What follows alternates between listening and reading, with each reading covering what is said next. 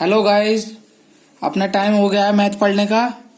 आज हमारी परसेंटेज की चौथी क्लास है। आपने प्रीवियस क्लास पढ़ी नहीं पढ़ी अभी तक? पहले उनको पढ़ना, उनके बाद ये देखना। आज हमारा क्वेश्चन नंबर 11 का होगा। तो क्वेश्चन नंबर 11 क्या है? एक वस्तु का दाम P% से बढ़ाया गया। कल के क्वेश्चन जो कराए थे उसमें क्या कराया था कि पहले बढ़ा रहे हैं और फिर घटा रहे हैं। ठीक है, तो उसी के बेसिस पे है कि अब के हमें परसेंट ना देकर P% दे दिया। ठीक है, तो क्वेश्चन है एक वस्तु का दाम P% से बढ़ाया गया, बाद में यह दाम नया दाम जो था वो P% घटा दिया। यदि नया दाम 1 रुपया हो तो उसका पुराना दाम बताना है। ठीक है, तो ऐसे क्वेश्चन आप कर सकते हैं। हम बताते हैं अब क्या कह रहा है। P% बढ़ाया गया। अगर पहले हमारा कितना था 100, तो अब कितना हो गया 100 प्लस P। ठीक है, अब क्या कह रहा है, जितना दाम हो गया नया उसमें से P% फिर घटा दिया। तो हमने कैसे बताया था आपको, नीचे वो लिख लो अगला। 100 से कितना हो गया 100 माइनस P। बताया था नहीं बताया था? पहले क्या हुआ, P% बढ़ाया, 100 से हो गया 100 प्लस P। फिर बाद में P% घटा दिया बढ़े हुए दाम में से, तो 100 से कितना हो गया 100 माइनस P। अब क्या करना आप लोगों को, इसका मल्टीप्लाई। 100 के 100 में मल्टीप्लिकेशन होगी, कितना होगा 10,000, 10,000। और इसकी कितना होगा 100 plus P into 100 minus P।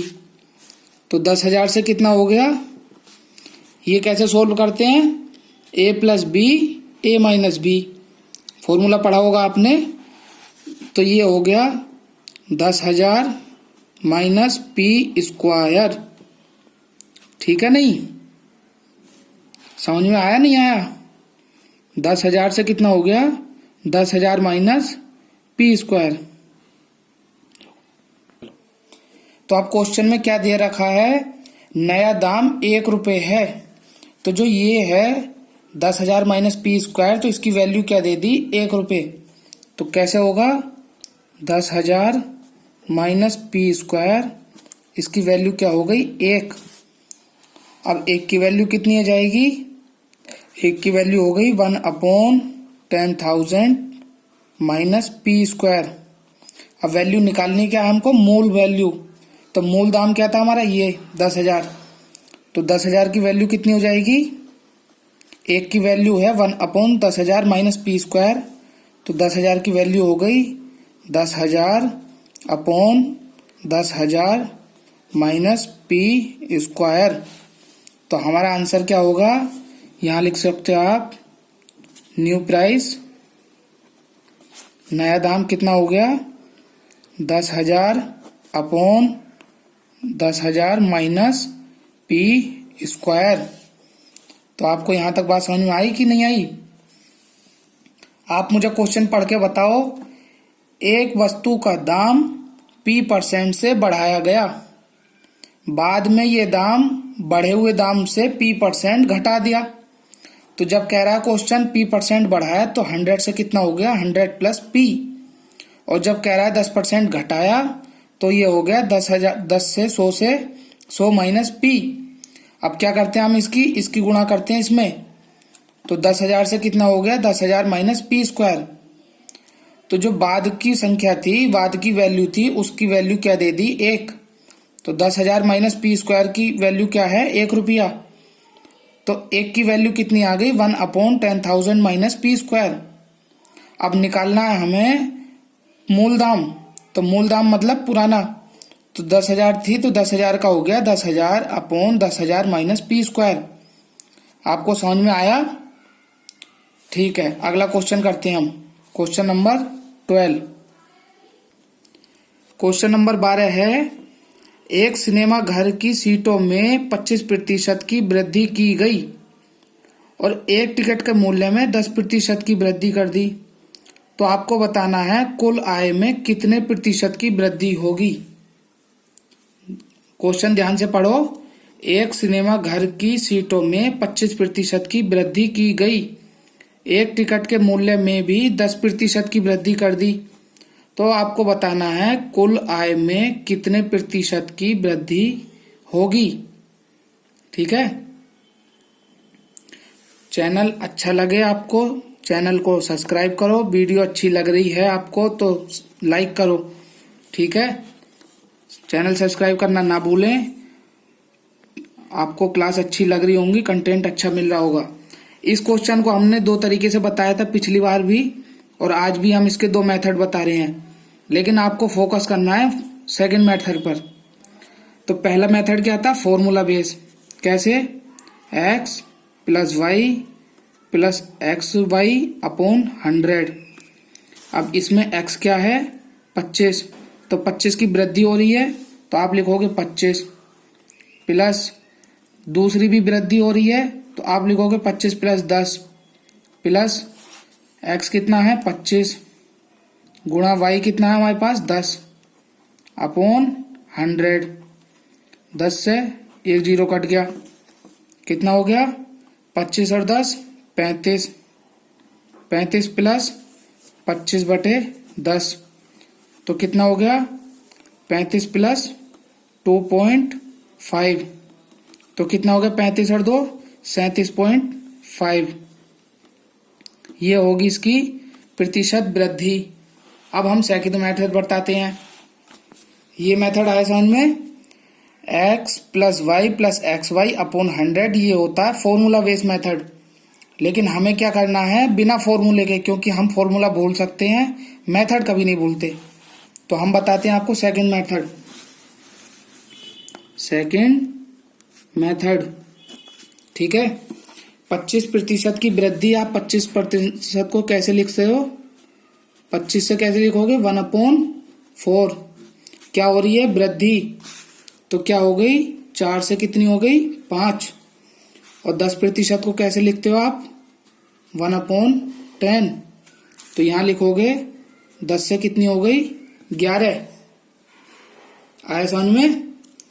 यहाँ 25% की वृद्धि हो रही है तो 1/4 संख्या क्या हो गई 4 से 1 बढ़ के 5 हो गई। 10% का मतलब 1/10, तो 10 से कितनी हो गई 11। फ्रैक्शन वैल्यू याद कर ली, अभी नहीं कर ली, नहीं करी है तो क्लास 1 जाके देखो और उसमें ये समझो आराम से। अब क्या होता है, एक सीट पर 10% वैल्यू बढ़ रही है उसकी टिकट की, तो क्या हो रहा है सीट में भी वृद्धि हो गई और टिकट में भी वृद्धि हो गई, तो कुल दाम जो होगा वो इनका गुणांक होगा।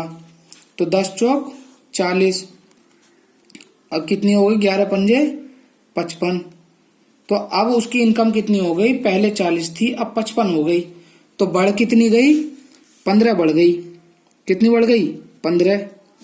भाई 40 थी अब 55 हो गई तो कितनी बढ़ गई 15 बढ़ गई।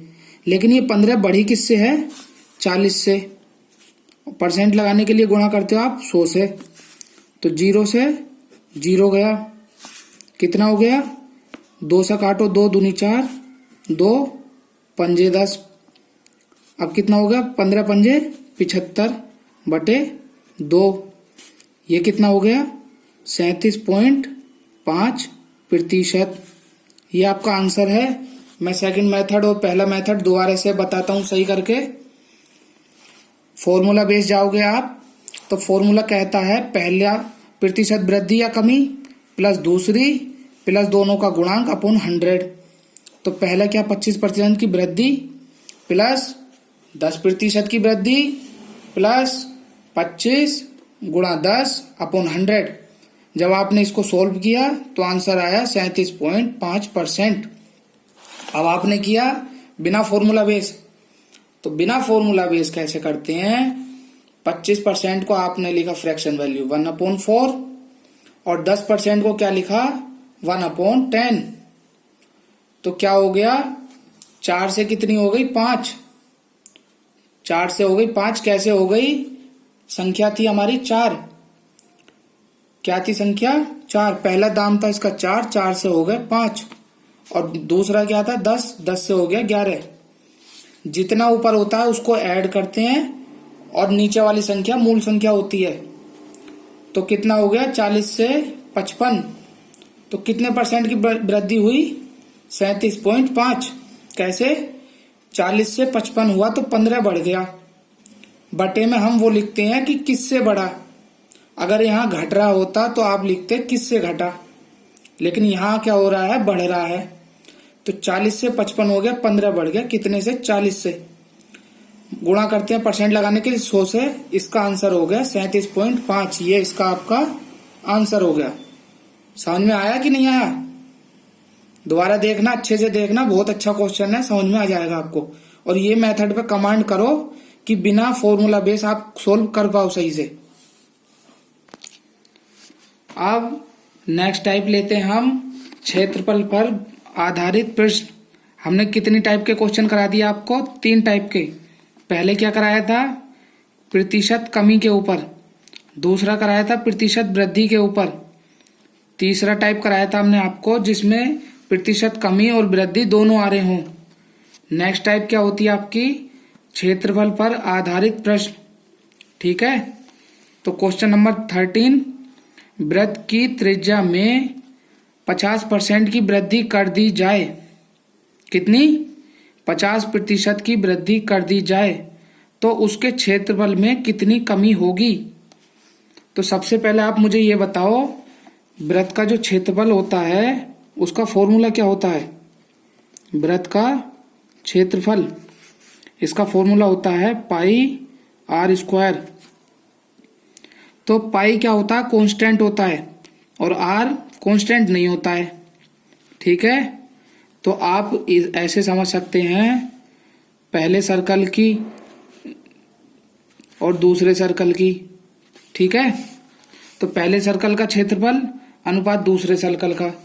अगर इसकी त्रिज्या कितनी हो गई r1 और इसकी r2, तो पहले सर्कल का क्षेत्रफल अनुपात दूसरे सर्कल का क्षेत्रफल कितना हो जाएगा? पाई r1 स्क्वायर अनुपात पाई r2 स्क्वायर। तो r से r क्या हो गया? कट गया। तो रेशियो में हमेशा कैसे होता है? A1 ratio A2। ये है पहले वृत्त का क्षेत्रफल, ये है दूसरे वृत्त का क्षेत्रफल। अगर रेशियो निकल रहा है तो पहले वृत्त की त्रिज्या का स्क्वायर अनुपात दूसरे वृत्त की त्रिज्या का स्क्वायर, ये होता है। ठीक है, अगर उसके क्षेत्रफल का पूछा जाए तो आप बताओ त्रिज्या में कितने प्रतिशत की वृद्धि हो रही है? 50% की। तो 50% को आप कैसे लिखते हैं? 1/2। तो पहले त्रिज्या 2 थी, अब कितनी हो गई? 3। ये है त्रिज्या का रेशियो। पहले कितनी थी? 2, अब कितनी हो गई? 3। अब इनके क्षेत्रफल का रेशियो कितना होगा? r1 स्क्वायर करना है ना हमें, तो 2 दूनी 4, 4 से कितना हो गया? 3 तिया 9। तो पहले उसका क्षेत्रफल 4 था, अब उसका क्षेत्रफल 9 हो गया। ठीक है, मजा आ रहा पढ़ने में? नहीं? ठीक है, तो कितनी वृद्धि हुई? 9 में से 4 गया, कितने बचे? 5। तो 5% की वृद्धि हुई। कितने से हुई? 4 से। प्रतिशत लगाने के लिए क्या करोगे आप? 100 से गुणा। तो 4 से कितनी बार जाएगा? 25 बार। तो कितना हो गया? 25 पंजे 125%। क्या समझ में नहीं आया आपको इस क्वेश्चन में? दोबारा से समझो। वृत्त की त्रिज्या में 50% वृद्धि कर दी गई तो उसके क्षेत्रफल में कितनी वृद्धि होगी? तो ऐसे क्वेश्चन जब रेशियो निकालते हैं इनका तो कांस्टेंट होता है कौन? पाई। तो पहले वृत्त का क्षेत्रफल अनुपात दूसरे वृत्त का क्षेत्रफल कैसे निकालते हैं? पहले वृत्त की त्रिज्या का स्क्वायर अनुपात दूसरे वृत्त की त्रिज्या का स्क्वायर। तो पहले वृत्त की त्रिज्या कितनी थी? 2। दूसरे वृत्त की कितनी हो गई? 3। तो इनका एरिया कितना हो जाएगा? 4/9। अब क्वेश्चन हमसे पूछ रहा है क्षेत्रफल में कितनी वृद्धि हुई? तो 4 से जब 5 हो गई तो कितनी बढ़ गई? 5 बढ़ गई। लेकिन वो बढ़ी किससे? पहले क्या थी? 4 थी। 4 से बढ़ के हुई है 9, तो 5/4 गुणा 100। 100 क्यों लगाया हमने यहाँ पर? क्योंकि परसेंट में चेंज करना है हमको। तो 4 से 100 कितनी बार जाएगा? 25। तो इनकी मल्टीप्लाई होकर क्या आएगा? 125%। अब आपको फॉर्मूले पर ध्यान नहीं देना बिल्कुल भी, x + y + xy/100 पर। आप अपनी कमांड बिना फॉर्मूले पर बनाओ, क्योंकि उसमें टाइम लगता है, इसमें टाइम नहीं लगता बिल्कुल भी। ये आपका आंसर हो गया। ठीक है, चलो नेक्स्ट करते हैं अब। क्वेश्चन नंबर 14, यदि एक आयत की लंबाई में 12% और चौड़ाई में 10% की वृद्धि हो जाती है तो उसके क्षेत्रफल में कितने प्रतिशत की वृद्धि होगी? क्या है क्वेश्चन? यदि एक आयत की लंबाई में 12% और चौड़ाई में 10% की वृद्धि हो जाती है तो उसके क्षेत्रफल में कितने प्रतिशत की वृद्धि होगी? तो आपको पता है आयत का क्षेत्रफल का फॉर्मूला होता क्या है? ये फॉर्मूला होता है आयत का क्षेत्रफल बराबर क्या होता है? लंबाई गुणा चौड़ाई। लेंथ इतनी ब्रेथ के होती है मल्टीप्लिकेशन। आयत का क्षेत्रफल क्या होता है? लंबाई गुणा चौड़ाई। अब लंबाई में कितने प्रतिशत की वृद्धि हो रही है? 12% की। तो 12% को आप कैसे लिखते हो? 12% को आप लिखते हो 4 गुणा 3। ठीक है। अब 4% की वैल्यू, फ्रैक्शन वैल्यू क्या होती है? 4% की फ्रैक्शन वैल्यू होती है 1/25 गुणा 3। तो 12% की फ्रैक्शन वैल्यू कितनी आ जाएगी? 3/25। ये फ्रैक्शन को सोल्व करने का तरीका होता है। 12% में आपको पता है 4% की फ्रैक्शन वैल्यू, तो 4% की क्या हो गई? 1/25 गुणा 3 ऊपर है तो ऊपर ही रहने दो, 3 ही कम 3, तो 12% की हो गई 3/25। ठीक है। तो क्या कह रहा है? 12% की वृद्धि। पहले कितनी थी? 25। 25 से बढ़ के 3 कितनी हो गई? 28। ठीक है, 25 और 3 28। और चौड़ाई में क्या हो गया? 10% की वृद्धि।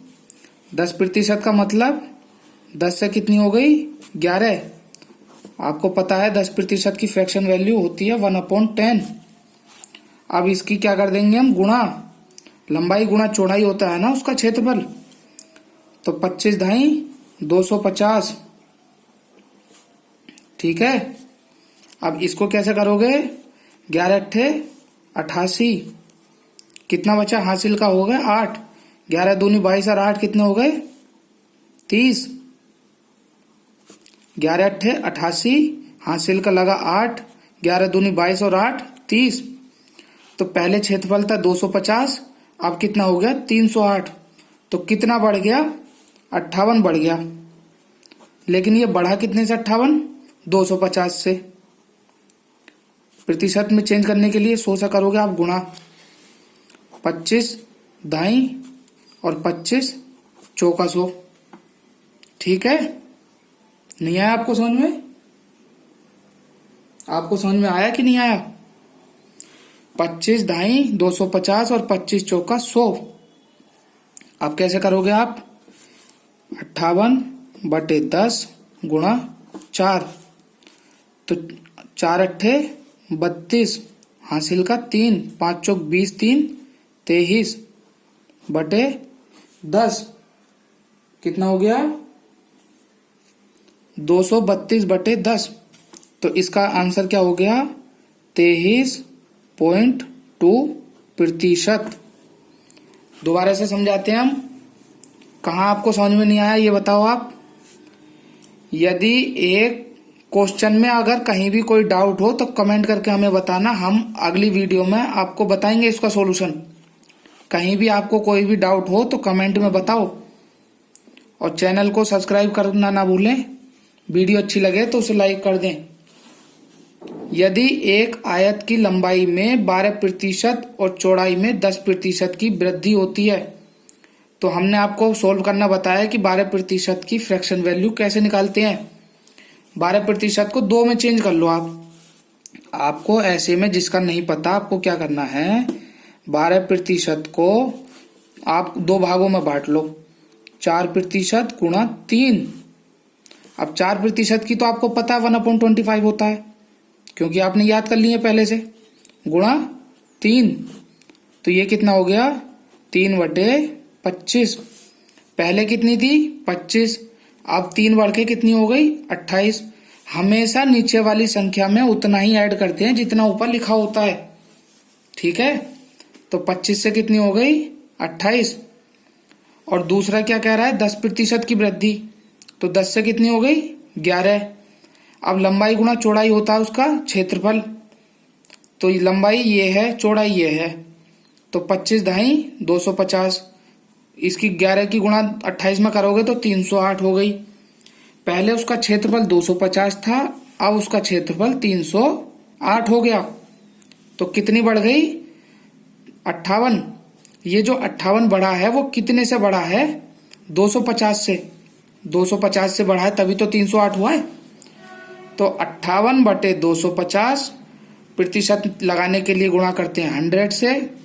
जब आप इसको सोल्व करोगे तो आंसर क्या आएगा, 23.2%। ध्यान से पढ़ो, यूपी में काफी वैकेंसी आ रही हैं। आने वाले टाइम में यूपी टेट होने वाला है, और पैट में जिसके नंबर अच्छे हैं आप पैट में इसकी तैयारी करो, और यूपी में कांस्टेबल की वैकेंसी आ रही है। तो यूपी में काफी वैकेंसी है, आप ध्यान से पढ़ोगे तो मैथ आपका बहुत आसानी से हो जाएगा। रेगुलर क्लास देखते रहो, आपकी बहुत अच्छा मैथ पे कमांड बन जाएगी, ठीक है।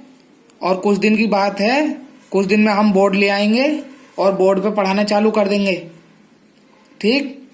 प्लीज चैनल को सब्सक्राइब कर देना ना भूलें, वीडियो अच्छी लगे तो उसे लाइक कर दें। ओके, ठीक है, कल मिलते हैं इसी टाइम।